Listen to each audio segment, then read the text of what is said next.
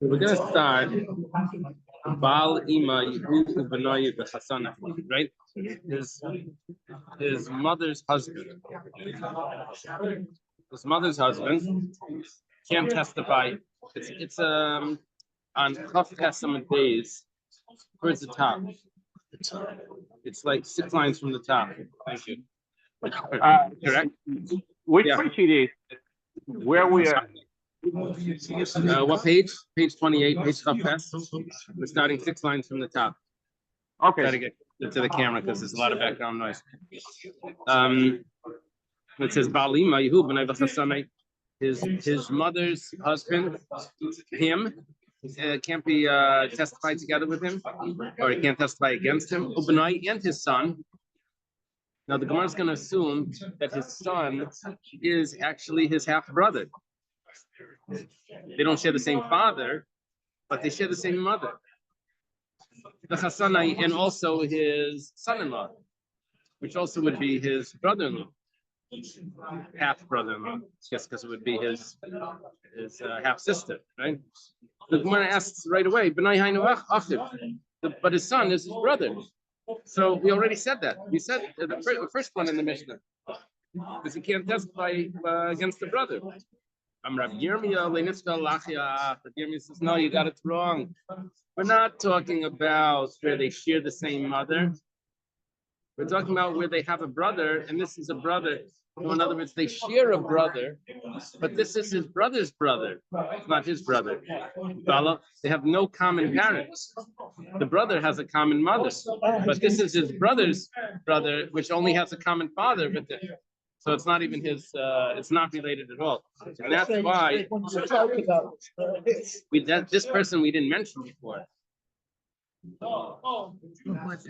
This is even a chiddush that he can't testify. Right? Rav Chisda says they're not related at all. He can testify against him, and they can be witnesses together. They're not related. They happen to have a common brother, but they're not related. Amrulay, they said to Rav Chisda, under Rav Yirmiyah, but Rav Yirmiyah said that they're the apostle, these two people. It says, he says, I didn't hear of that, which means not that I didn't hear of it. It meant to say I don't hold of it. He said, I didn't hear of that. He means it's not that he didn't hear, it means he doesn't hold of it. If that's the case, then we're back to the same problem that it must be a half brother. If it's a half brother, so then it's the same thing that we had in the Mishnah. Where it says, Tana, what in the Mishnah, Achim min ha'av, Tani Achim min ha'eim. There's 2 types of brothers, brother from the father, brother from the mother. And that's our chiddush over here. In other words, it's sharing the same mother, and that's our chiddush. Okay. Omar Rav Chisda, we just started a few minutes ago. Rav Chisda says, Abi Chasan, Abi Kala, this is what you call Mechutanim. The Chasan's father and the Kala's father, they can testify against each other. This is, they're only comparable to each other like a bucket to its lid. To a lid. It means they fit together, but they're not really connected. You know, you can put one on top of the other, but it's not. You want to sit over here? Or maybe you can sit over here. Uchluladana is an expression. Uchluladana. In Israel, they say it fits together like a vegetable salad. But in America, they say it fits like a glove or something, you know.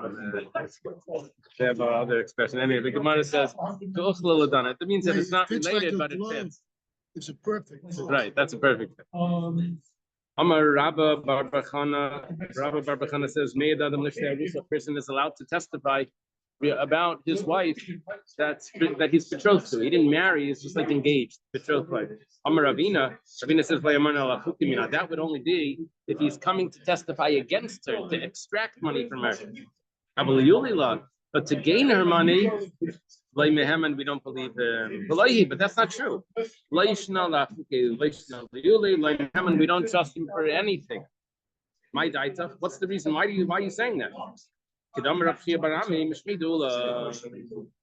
Is it because, like Rav Chia Barami said in the name of Ula?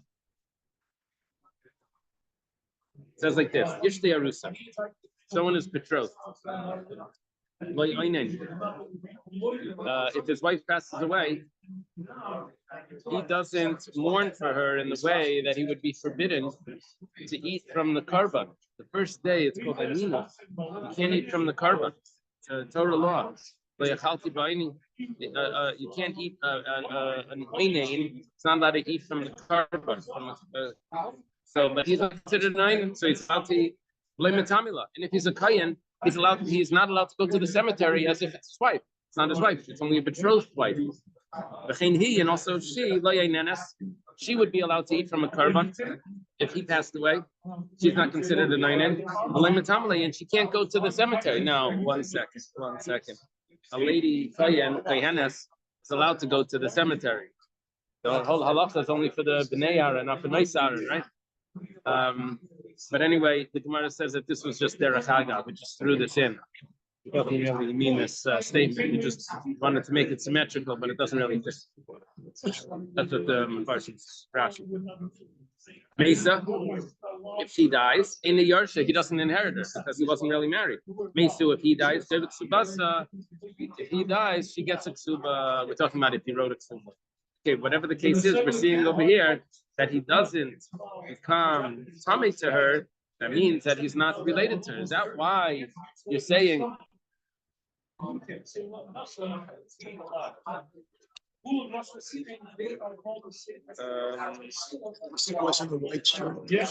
that why you didn't consider them relatives?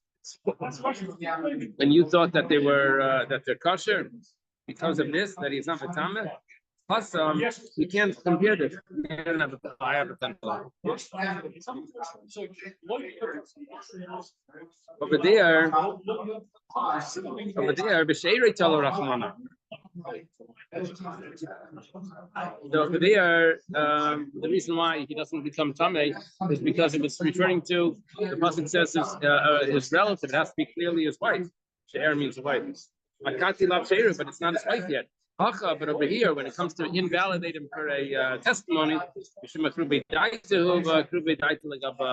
this has to do with feeling a closeness, and he does feel that closeness. Sorry about the he does feel a closeness. If you're, you may be ahead of us because we're at page and a half behind. We're on page 28b. Anyway, what we just left off now is that. Betrothed wife, he's not trusted to testify against, not for positive or negative. Even though it says that he doesn't mourn for her, that's other halachas. Okay. Now we're up to when it comes to a stepson, we don't say that he's invalid for his stepson's son and his stepson's son-in-law. It's just levada, just him himself.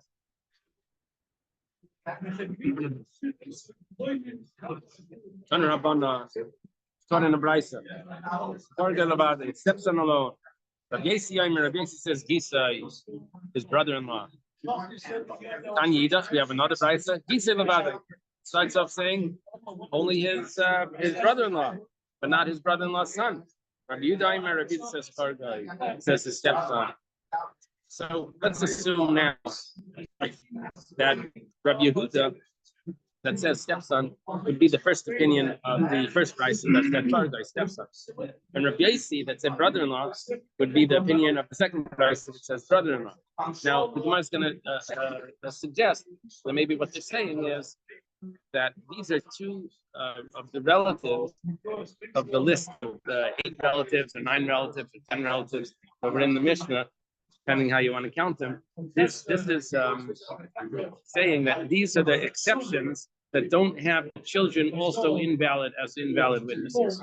It's only them alone. That's what the Gemara is going to suggest. Stepson, only the stepson is invalid against the father, but not his son. His son would already be a valid witness. That would probably be the same. Same thing as not biologically.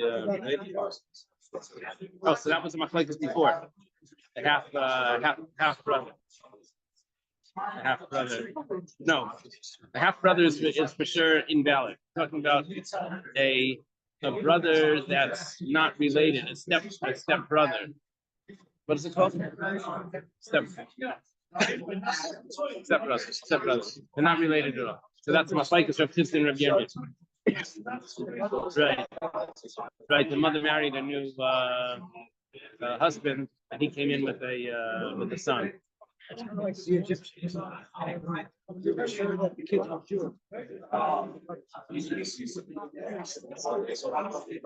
the Gemara says first, my Kamar, what is it saying? We have two brises here that seems to have said like exactly the opposite order. If you want to say that, it says the following: when it comes to the stepson, it's only him alone. But the same thing would apply to a brother-in-law. Only the brother-in-law alone is possible, but it is true. Also, Rabbi Yossi says that it's only the brother-in-law alone, but not his children. But the same thing would apply to Fargas. So it turns out that both Rabbi Yossi and Rabbi Yehuda, these two prices, are both saying the same thing. The only difference is which one they say first and which one is secondary. The same thing applies to that one, but really they're saying the same thing. And the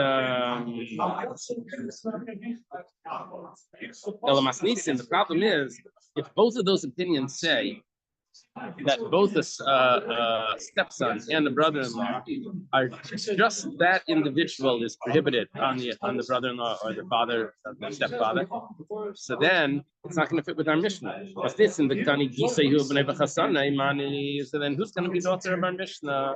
Our Mishnah says that when it comes to a brother-in-law, you can't testify against a son or a son-in-law either. But it's like Rabbi Yehuda, Rabbi Yossi, doesn't fit with Rabbi Yehuda or Rabbi Yossi. Both of them hold that the brother-in-law's children are kosher.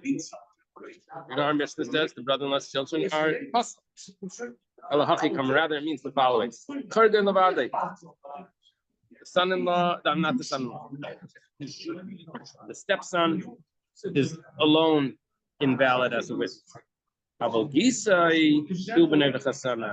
not the brother-in-law. The brother-in-law goes under the category of all the other witnesses, which includes their surrounding relatives, son, and son-in-law. But Rabbi Yossi says differently. Rabbi Yossi says that it's the brother-in-law that him alone is going to be invalid. But when it comes to a stepson, we're going to include that the son and son-in-law of the stepson are invalid. Wow, opinion we never heard before. The problem is, Rav Chia taught us, we had it this morning, Shmoina Abbas. Come on. It says there's only 8 fathers, which means 8 types of relatives here that are invalid as relatives testify, which turns out that there's really 24 relatives, because each of those fathers has a son, which is invalid. You could have many sons, all of them go into one count. And each one has a son-in-law, which is invalid. Now, according to this, if you're going to add in, like Rabbi Yossi, like Rabbi Yehuda, it doesn't go with Rabbi Yossi, Rabbi Yehuda, because each of them are adding in either Kargai or Gisai, which means that it's not 8, it's really going to be 9. Rather, we have to learn it differently. Kargai Levata. The only one we're not accepting is that only one that's not going to have his children also invalid is the stepson. That's the way we understood the Mishnah. But the brother-in-law includes the children. Rabbi Yossi says just the brother-in-law alone, but not his children. The Kolskin Kargai, and for sure Kargai doesn't include the children. Rabbi Yehuda. And our Mishnah is Rabbi Yehuda. Price of Rabbi Yossi, price of Rabbi Yossi. What does it mean, the price of Rabbi Yossi? That means Rabbi Chia's price. It says that there's only 8, because our Mishnah would have 9. It's no problem, because there's machlekes. I'm Rabbi Yehuda Mishmol. Allah to Rabbi Yossi. Like Rabbi Yossi, that a brother-in-law alone is invalid, but not his children. And also a stepson alone and not his children. Okay, that's what Shmuel said. Ahi matanta that is similar to Reiki. There was a document of a gift that had two brother-in-laws that had signed on it. Well, that's a problem. No one says that a brother-in-law is eligible to sign. We had a machlokes about the brother-in-law's children. Some Rabbi Yosef Lachshure. Rabbi Yosef said that we say it's kosher. And Rabbi Shmuel, Allah for Rabbi Yosef. Rabbi says name of Shmuel. Allah for Rabbi Yosef. Only Abaya. Abaya says, "You might the Rabbi Yosef the Masnisin the Machshav Begisi the Rabbi Yosef the Brisa." So there was another Rabbi Yosef where Rabbi Yosef said in the Mishnah that this was the opinion of Rabbi Akiva, but there was an earlier Mishnah that restricted the testimonies only to people that would inherit one from another, and a brother-in-law doesn't inherit. So therefore, a brother would be kosher. So Abaya tells Rabbi Yosef, you try to say that document is going to be a good document because we'll follow Rabbi Yosef, and says that brother-in-laws are kosher because they don't inherit one from each other. And Shmuel says, Allah for Rabbi Yosef. How do you know it's referring to Rabbi Yosef the Mishnah? Maybe it's referring to Rabbi Yosef the Brisa that says brother-in-laws are not eligible to testify together. The possible piece, Gemara says, place out that they can't think like that. Number Shmuel, because Shmuel said, because Shmuel said, I and Pinchas are invalid. Because we're both brothers and brothers-in-law. How are they both brothers and brothers-in-law? They married sisters. So that teaches me but regular brothers-in-law would be kosher. Why is this type of brother-in-law not valid? Because it's also his brother.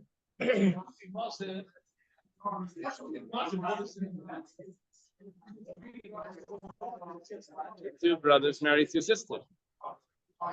Yeah? Yeah. Yep. There's this thing about not living in the same community. Two brothers married two sisters. I think they're afraid they may get confused. Why? It's happened before. Oh, yeah? Do they live in the same community? No, the one lives in no, we live in parents live in maybe 20 minutes away. 20 minutes away, yeah.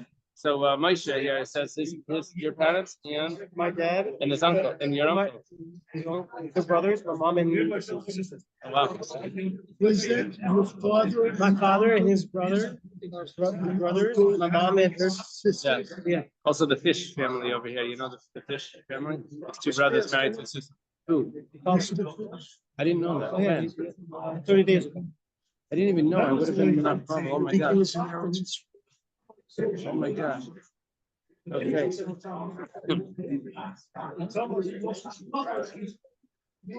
How come I don't know these things?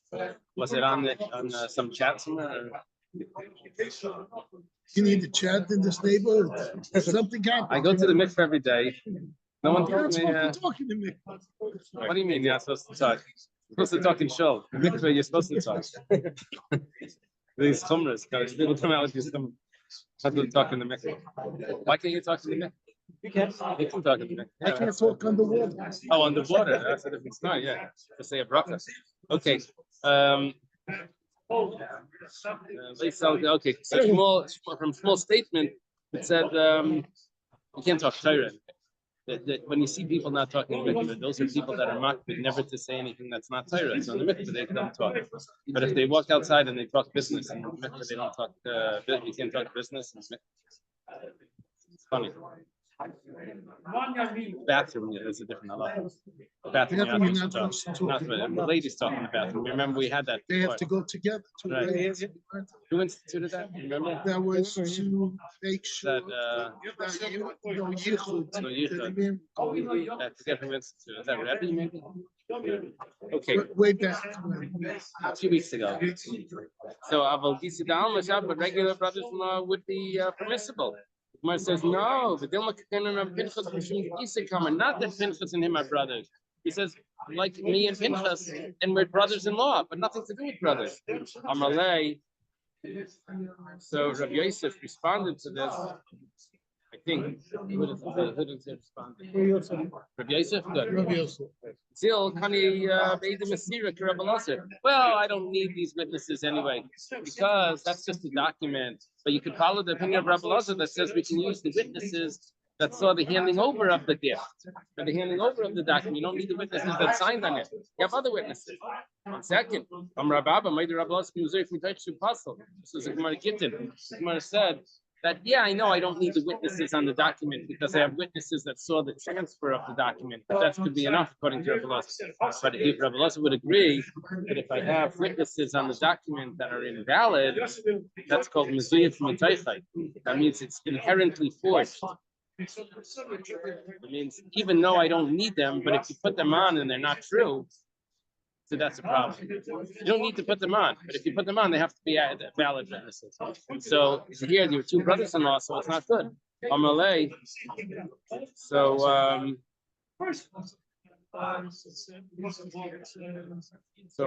that was a biased comment. Rabbi Yosef says to him, Zil, go. They're not letting me. They're not letting me give you the gift. I guess all the questions that the buyer was asking. So that also happened to mistake is being. Cannot. Real. You cannot fake a deed. Fake a deed as an action, or fake a deed as in a document. Rabbi Yehuda said that if the daughter dies, but they have children, then they're still relatives. Yeah, the son-in-law is still going to be a relative. Amar Tanchum, Amar Tabla, Amar Bruna, Amar Rab. Wow. All this in the name of Rab. Halachic Rabbi Yehuda, that they're still related. Rav Amar Rav Nachman. Rav says the name of Nachman. They're not related. They lost the common what was holding them together. It was the daughter, which was the daughter and the wife. Okay, Rabbi Yochanan says Allah is not like Rabbi Yehuda, which means that they're not considered related. Some said that Rabbi Chana said this on something else. Rabbi Yosef taught the following: you will come to the Kayan, to the Levite, to the Shafet, to the judge that will be in that time. It says, what are you going to go to a judge that's in a different time? How do you go to a judge in a different time? Use a time machine. Remember Jano in the Kedusi show? He went into this time machine with some milk. He sat there for 6 hours, read comic books, and at the end the milk spoiled, so he was sure that it was a time machine. So the weird thing about this last halakha is that the man is married to a woman and he's possible to testify against his father-in-law. Right. But she dies, and now he's permitted to do that. But his children are still disqualified. Right. It's a very peculiar situation. Right. Right. He's not related and they are. Yeah. So Elazesha Yekayr Karev in Israchi is talking about a judge that was in this time. That means he's only invalid if at that time he's still related. But there is a time that maybe he's not related. Well, that's why it's so specific. And that said in the name of Rabbi Yochanan that the halacha like Rabbi Yosef. Unbelievable, huh? Halacha, the same halacha. That if they become disconnected because of the death, so then they're not valid. That would be the ain halacha for Rabbi Yehuda. But the only thing is here it was said in the name of Rabbi Yosef, not in the name of Rabbi Yehuda. If you got divorced from one sister, You can't marry another sister after a divorce. After a divorce, you can only marry after a death. After a death, you can marry.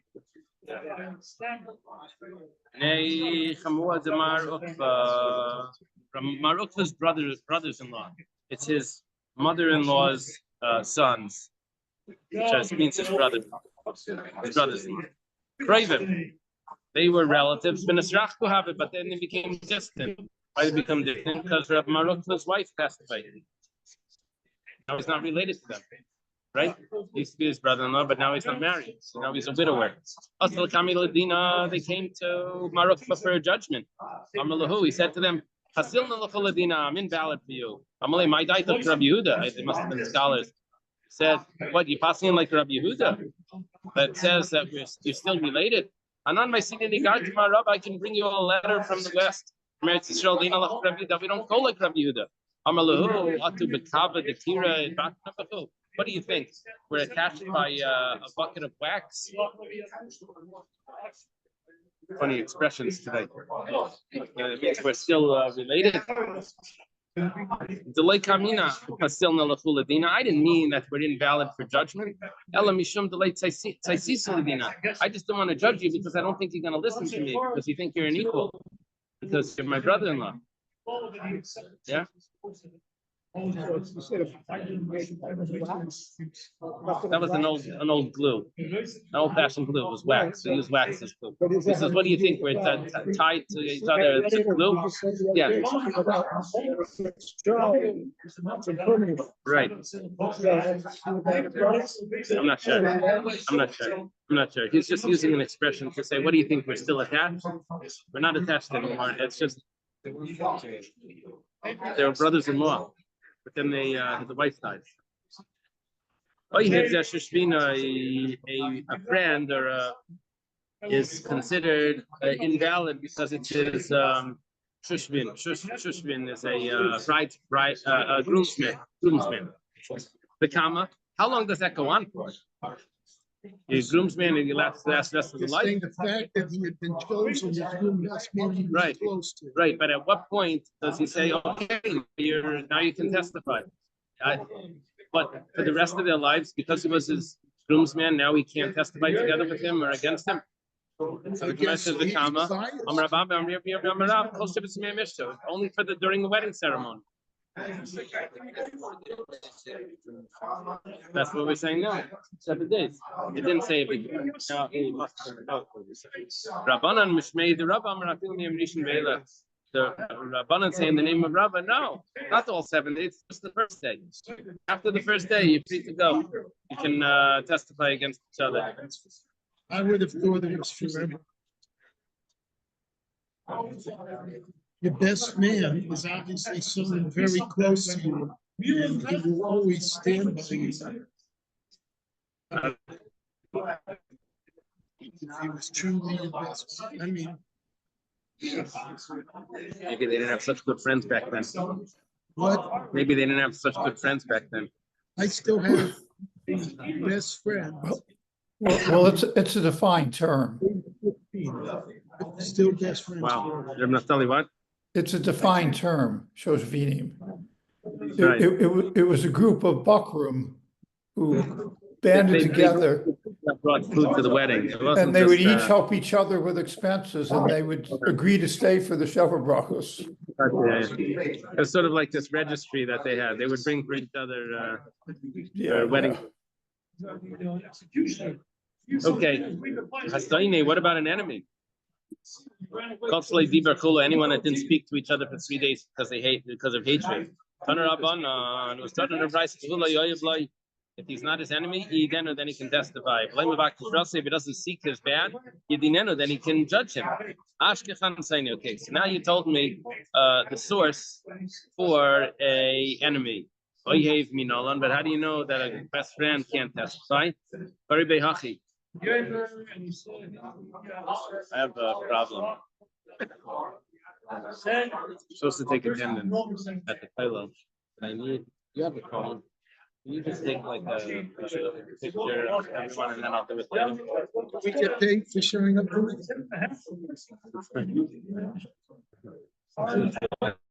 I made a digital attendance that I can a sheet on my phone that I can do it.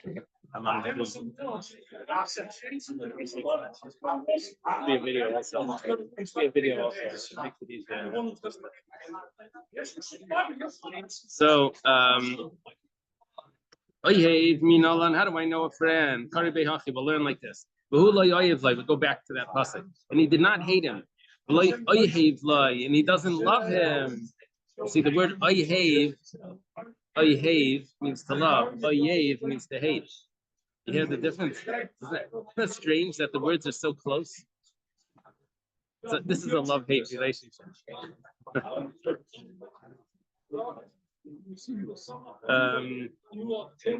So it goes like this.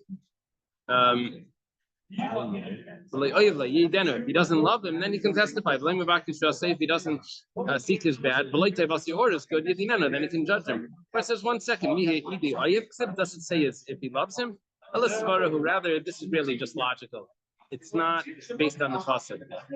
My time. Why is an enemy invalid to testify against his enemy? Because their minds are apart. So therefore, someone that's a best friend also, and their minds are close, and he can't testify either. But Rabbanan, what did the Rabbanan say about that? What do they do with this pasuk? Because they don't hold that an enemy is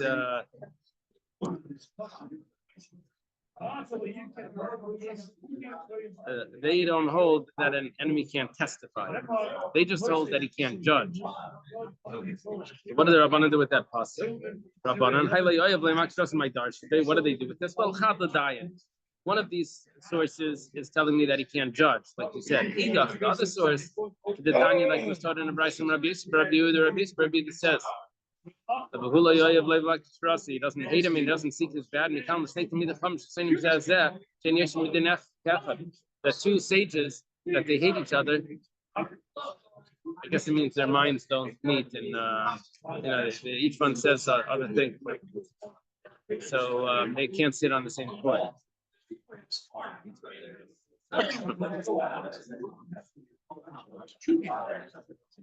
Interesting, huh?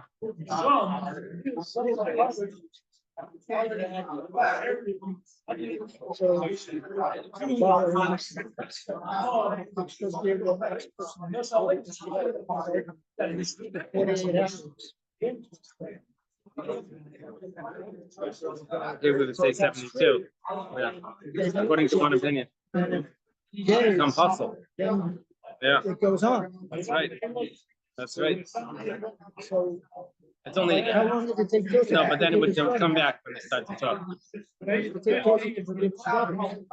not sure. When he saw that they were when they felt bad, I think he forgave them. Yeah. Kate said, how do you check witnesses to see if they're saying the truth? You bring them into a room and you scare them. You take all of them outside. They leave in the big one, probably the older witness. They say, how do you know that this person is really chayav? What's your source? Right? Someone told me that he was one time going to need to testify on a witness. Anyway, so he went to talk to the lawyer about this, like what to say. And anyway, as soon as he walked into the room, the lawyer started just screaming at him. He was shocked. It's like, anyway, afterwards the lawyer said, I just wanted to prepare you, because that's what's going to happen when you're up there. So just get ready. So they say somebody's alive.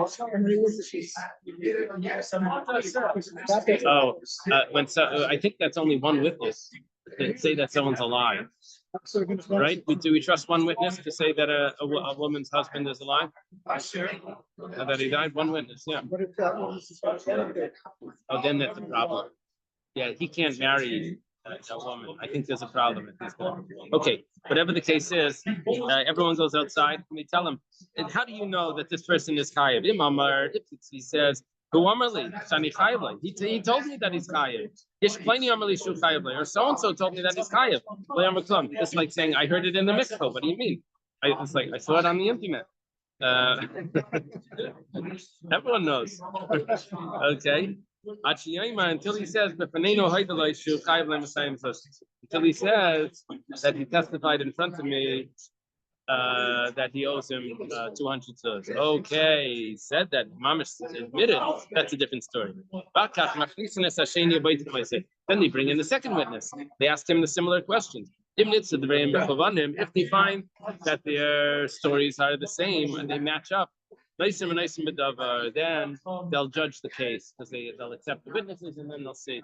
It's like those 4 students that came late and they came late to class. The teacher said, "Why did you come late?" Right? Why did you come late?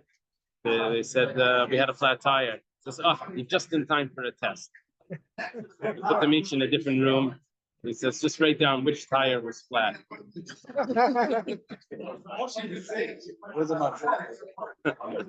Okay. Zakai. If let's say 2 of the judges said that he's innocent, one of them says he's guilty, so then Zakai, then he's going to be innocent because we follow the majority. If 2 of them say chayiv and 1 of them says innocent, then he's going to be chayiv. He's going to be chayiv because we follow the majority, 2 to 1. Let's say it's 1 to 1. One says guilty, one says innocent. Or maybe it's 2 to 2. One says 2 say innocent, 2 say guilty. And then the third, which would now be the 5th, says, I don't know. So you see we have to add judges. We learned this in the first paragraph. If they finish the case, they bring them in. The chief judge, he says, you so and so are innocent, you so and so are chayiv. How do you know that after the judges walk outside, they shouldn't say to the people there, by the way, you should know that I try to get you innocent, but the judges, what can I do? I tried my best. They wouldn't go along with me. You're not allowed to say that. What should I do?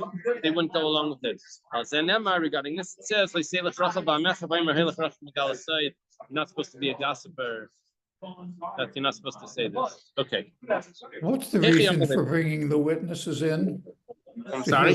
What's the reason to bring the witnesses in to hear a decision? I don't know if Hayamachnisin Aisan means the witnesses. Maybe it means they bring in the litigants. Rashi says it means they bring the litigants in. I guess while they were discussing it, they didn't have the litigants there. They asked them to step outside. We've had cases where we went outside. I don't remember why, but we thought it would be easier if we could step outside and then we would walk back.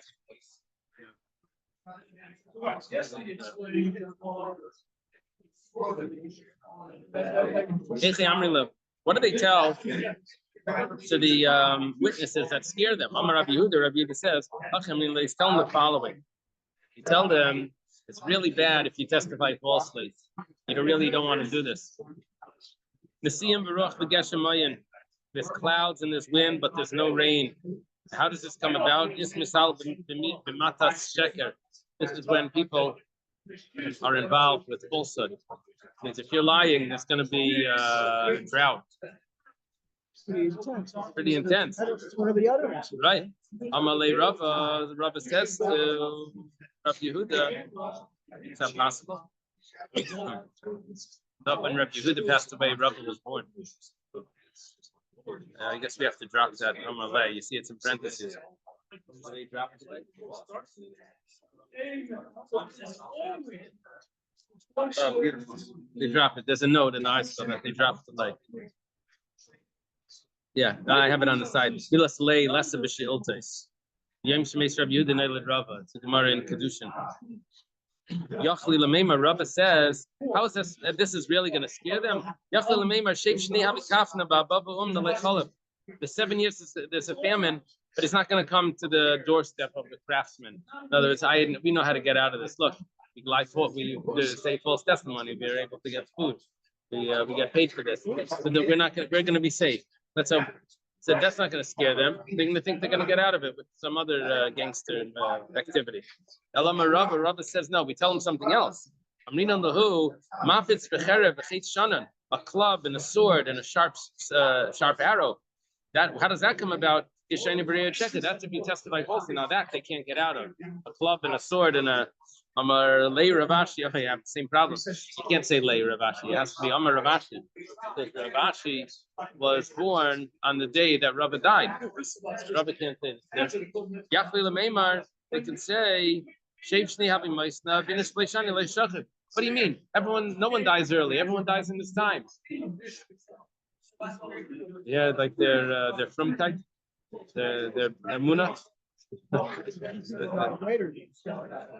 You mean past their time or before their time? Really?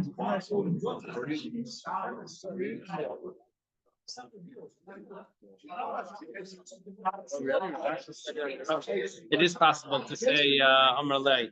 The Rambam says that Rav Ashi studied on the Rav. What did he do with that tomorrow? Rav Ashi was before Rav is passing, and therefore preserved with Lei's text. I don't know what he's going to do with the Gemara. Okay. Hello, Rav Ashi. Rav Ashi needs a new shot. Amali Nasan Bar Mar Zutra. Nasan Bar Mar Zutra said to me, Amrina Lahu. We say to them, Sadi Shakriya Grayo Zili. False witnesses, even the one that's hired you, doesn't respect you. Except, as it says, this is when Izebel, remember Izebel? Jezebel and Achab, she hired false witnesses to get rid of the guy that owned the orchard that she wanted. So she hired false witnesses to testify that he cursed Hashem, and then they would get rid of him. She said, let's get two men that are bad guys against Novis. That was his name, Novis Israeli. And will testify that he cursed God, and then we'll just kill him. So she calls them B'nai B'lial. We'll get bad people. It's even the people that are hiring them to think that they're bad. Okay. And that's going to stop them from testifying falsely. Let's see how far we can get.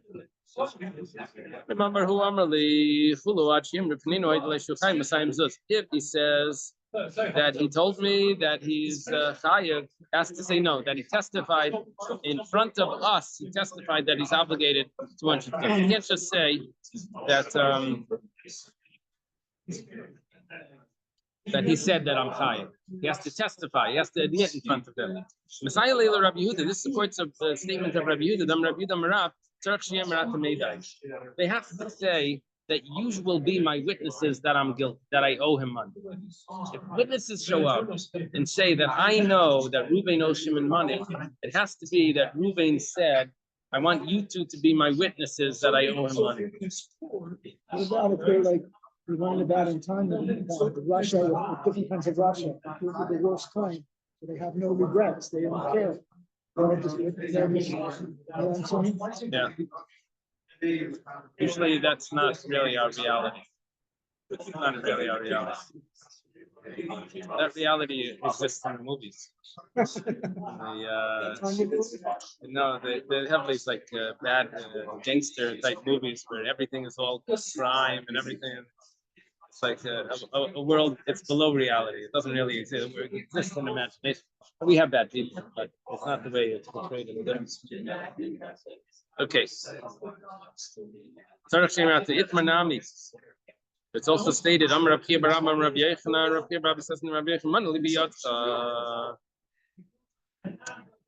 owe me money. He says, yes. The following day he says, give it to me. Amar, he says, I was just kidding. When I said yes, I was just kidding. Just trying to make you feel good. But no, I'm not paying you anything. So he's pater. He's pater. He doesn't have to pay. Tani Nabiach was also starting in Bryce. Says, you owe me money. He says, yeah, you're right. He says, okay, yesterday you said that you owe me, so give it to me. I was just kidding. So he's pater. He doesn't have to pay. Not only that, even if he hid witnesses behind the gate, and he says to him, you owe me money. And he says, yes, I owe you. Would you like to admit in front of two witnesses? No, I'm afraid I'm not going to pay. They were going to bring me to court. And then the following day he says to Naomi, give it to me. He says, I was just kidding you. But he told him that he doesn't want it because they're going to bring him to court. Even in that whole story that he said, it was so clear that he was saying the truth. He doesn't want to end up in court. You can still say I was kidding. In court, you can say I was kidding. No, this is all out of court. Out of in court. That's the reason why is because out of court, people can say, well, I lied.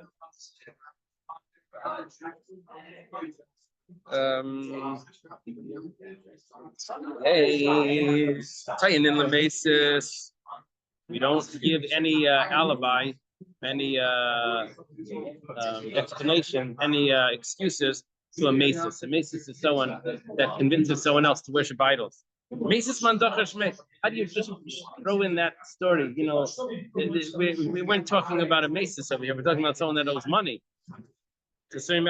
Tani was missing words, and this is what it means to say. If he doesn't say that I was kidding, we don't say, the Bezdin doesn't say that he was kidding. He has to pay. But in nefashis, however, it becomes the capital punishment. Even if he doesn't say that he was kidding or any sort of excuse, the court will make it up. How do you know that it's true? Maybe he was lying.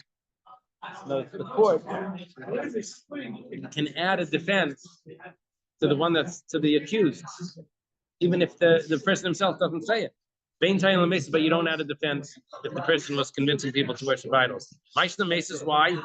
Why don't you add this defense? Chama Bar Chanina says that I heard this in a drasha from Rabbi Barabba. Shani Mesis, when it comes to Mesis, different. You should not have compassion on him. I guess we have to stop over here. It's going to be a minion from Myra. Okay. All right, good. Anybody need more?